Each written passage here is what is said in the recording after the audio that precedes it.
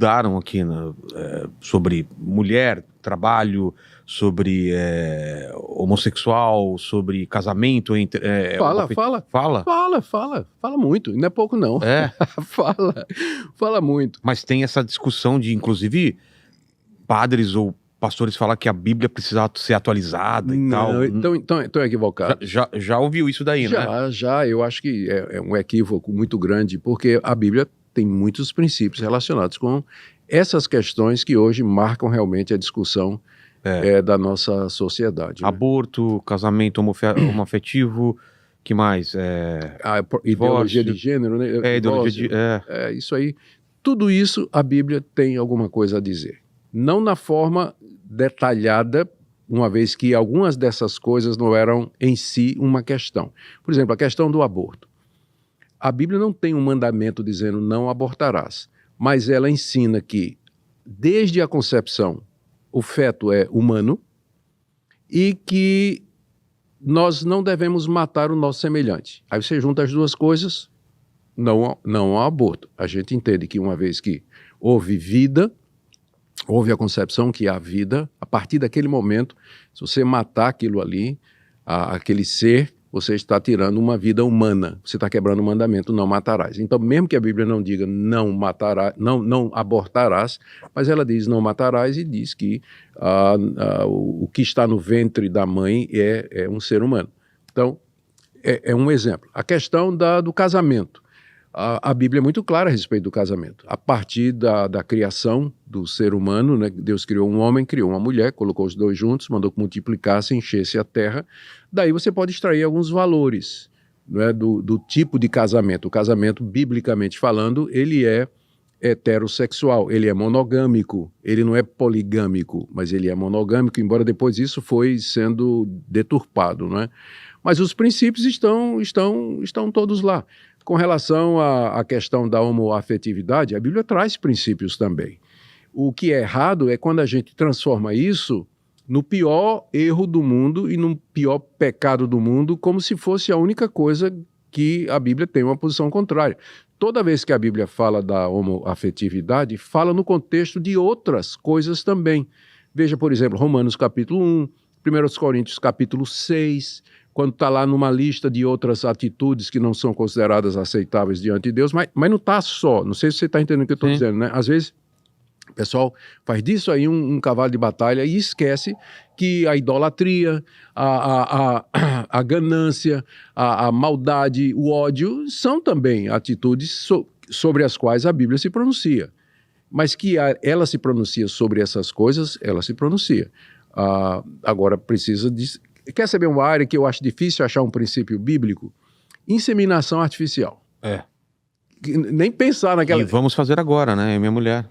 Porque eu fiz uma operação e congelei o sêmen, então vai ser inseminação. Não tem, né? Se você me perguntar, pastor, o que é que a Bíblia diz sobre isso? Eu digo assim, ela não diz nada diretamente. Mas ela diz o seguinte, ter filhos é uma coisa boa. Então, o fato de que você está usando recursos, os recursos que você tem para ter filho, isso aí é bom. A tecnologia em si é boa. É? É claro. Deus deu inteligência ao homem para descobrir. Não tem nada na Bíblia falando sobre tecnologia ou avanço. A única coisa que eu diria, num caso de inseminação artificial, é se o sêmen que vai ser usado não é o do marido. Sim. Que aí fica complicado. Agora, se é o sêmen do marido que vai ser colocado na esposa, só muda o meio, mas é como se fosse a prática normal do casamento. Então, eu não teria... Você vê, eu não tenho uma descrição exata, detalhada disso, porque isso nunca foi um problema na época da Bíblia. Mas tem princípios que eu posso aplicar e dizer, Deus abençoe, vou orar por você para que dê certo. Né? Esse seu desejo é um desejo maravilhoso. Hoje em dia tem gente que não quer nem saber de ter filho, não sei porquê. O pessoal casa saudável, não sei por que não ter filho. Eu tive 4, só não tive mais porque o parto, a gravidez do número 4 foi um pouco complicado, né? Então, para poupar a mãe. Então, mas você está fazendo a coisa. Eu não sabia, cara. Eu vou orar por você. Que Deus te abençoe e tudo corra bem, viu? Amém.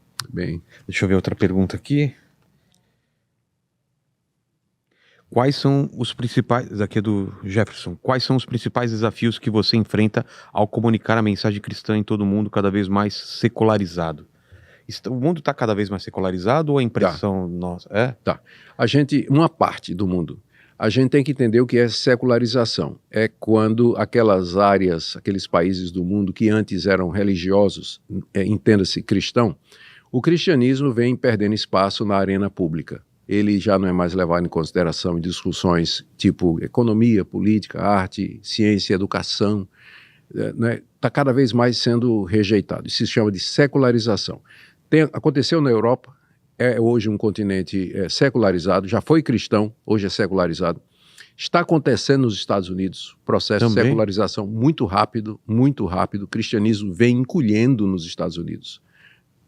Mas naquilo que foi chamado por um missiólogo de sul global, o cristianismo vem crescendo, né? Vem explodindo. O que é o sul global? Brasil, América Latina, a Coreia do Sul, África, a China. China também? A gente não tem ideia do tamanho da igreja da China, por conta das restrições legais, né? Mas a presença do cristianismo na China é muito forte, é grande, só que é subterrânea, né, por assim dizer. Então, está havendo uma secularização na Europa, nos Estados Unidos, que a gente chama do norte global. Mas de 50 anos para cá, o centro geográfico... É a única vez que aconteceu isso na história, Vilela. Eu estou feliz que eu vivo nessa época. É a primeira vez em 2000 anos de história da cristandade que o centro geográfico do cristianismo se deslocou do norte para o sul. Ou seja, o sul hoje tem mais igrejas, mais cristãos, mais recursos financeiros, mais missionários do que já teve, do que antes, a ponto de que nós já batemos o norte, não é? Então, eu não tenho encontrado dificuldade para... Quer dizer, se eu estivesse morando na Europa ou nos Estados Unidos, talvez essa dificuldade aí. Mas, por exemplo, ministrando no Brasil, você vê que o povo brasileiro ainda, o último censo aí, o número de ateus não chegava a 5%. Nem isso, 3%, alguma coisa aí. Todo mundo crê em Deus no Brasil. É claro que precisamos definir quem é Deus aqui, né? Mas todo mundo crê em Deus. Então, ainda é um país extremamente religioso. Então, não tem dificuldade que eu encontraria, por exemplo, da parte de uma sociedade ateísta, secularizada, totalmente darwinista, naturalista nos seus pensamentos, né? Racionalista. Eu não tenho tido esse confronto. Mas no Brasil, a dificuldade maior, por incrível que pareça, é que primeiro você tem que limpar o terreno do que é o falso evangelho. Você primeiro tem que dizer o que é que você não está dizendo.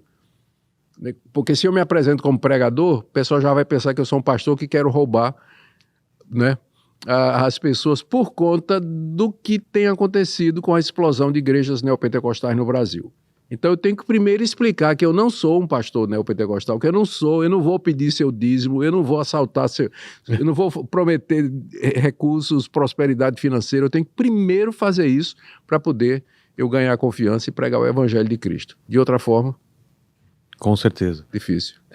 E a internet ajuda nessa...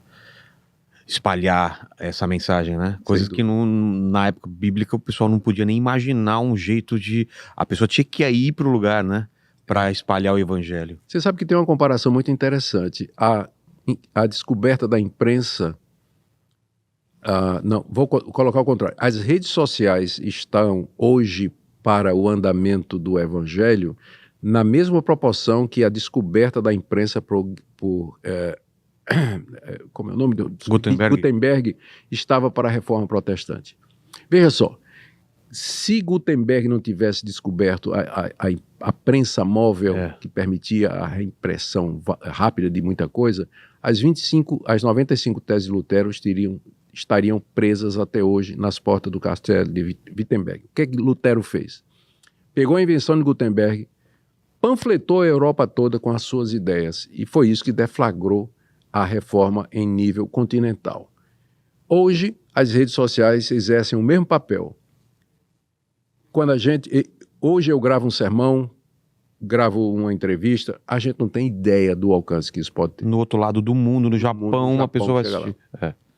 Isso é maravilhoso. Pro bem e pro mal também, pro bem né? e pro mal. É. Bem pro mal.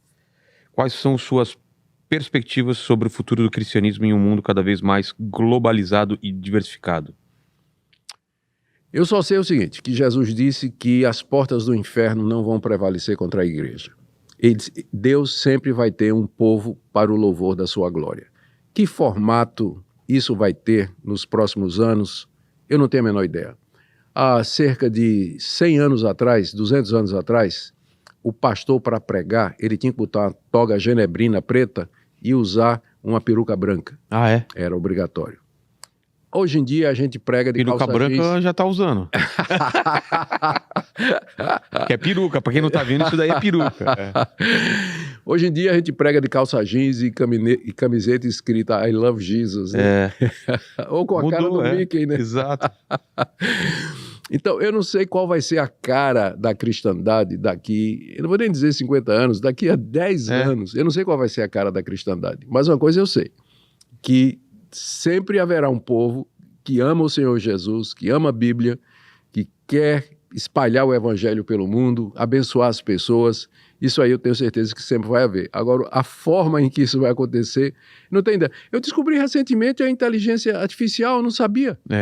Eu não sabia. E, olha, mão na roda para você fazer pesquisa, para você entrar se aprofundar em determinadas áreas. Eu estou aposentando alguns livros meus, viu, depois disso aí. É mesmo? Ah, sim, fantástico. Tá usando o quê? O ChatGPT? ChatGPT, sem dúvida. Eu personalizei um chat, é possível fazer a personalização, não é?